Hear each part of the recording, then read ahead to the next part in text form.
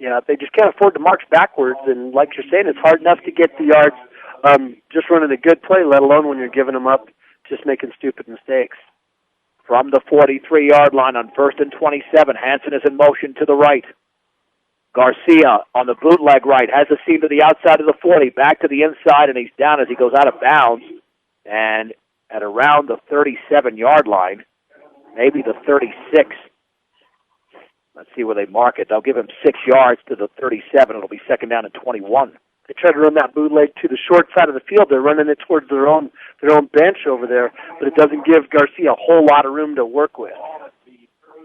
From the 37, the Bee Diggers would at the very least, like to have possession of the football to begin the 4th. But with 1:14 to go in a 2nd and 21, they need a big play. C.J. Kukas is the quarterback on this play. 2 receivers to the left and right. Man in motion, and there's the handoff to Seawald. He's bumped at the line of scrimmage. Wow, nothing there. As the tackle was made over there by Michael North. 3rd down and 21 from the 37, and for some reason the clock is stopped.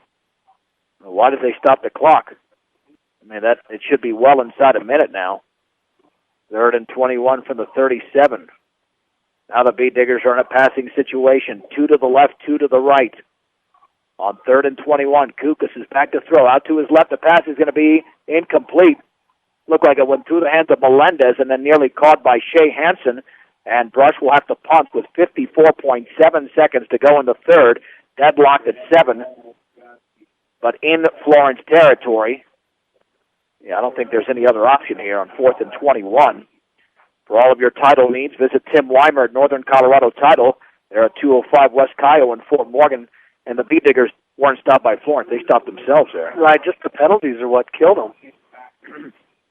Kyle King standing at his own 9. Perfect snap to Kukas. He gets it off a gorgeous high punt. That ball's not rotating much. It lands at the 11-yard line, picked up by King at the 6, along the right sideline, back across the 20, and he's down at the 30-yard line. Boy, that was a breakdown on special teams by the Bee Diggers, as Kyle Muir was there to make the tackle with Tanner Morrow. That could have been 1st down inside the 10-yard line. Florence takes it out to the 30-yard line with 42.9 to go before the end of the 3rd. Yeah, Melendez was down there. He had coverage. It looked like I think he relaxed because he thought the Florence kid was just going to let the ball drop and roll. But he didn't get himself in position even down the football. He kind of stood there and waited to see what the other kid did. King picked it up and ran ahead for 25 yards. 1st and 10 for Florence at their own 30-yard line. Backs in an eye. 2 receivers out to the left. And Benker's going to keep it himself, and Connor Weiser has him. But now before Benker gains about 3 yards to the 33, so the option was read very well by the Bee Diggers. Florence has time for one more play in the 3rd quarter as they are in the huddle inside of 22 seconds to go. Florence ran the football for 77 yards just in the 3rd quarter, which almost doubled their first half output. For great family entertainment, check out Fire Lanes at 220 Cambridge and Brush. Walk in or reserve your time at Fire Lanes today, 2nd down and 7. There's the keeper by Benker. There's a flag down across the 35 to the 37, a gain of 4. Will this be, this will be the first penalty of the game against Florence. That'll be a hold. And the Bee Diggers, quite frankly, needed that break because Florence has not been in a 2nd and 15 or 2nd and 18 this game.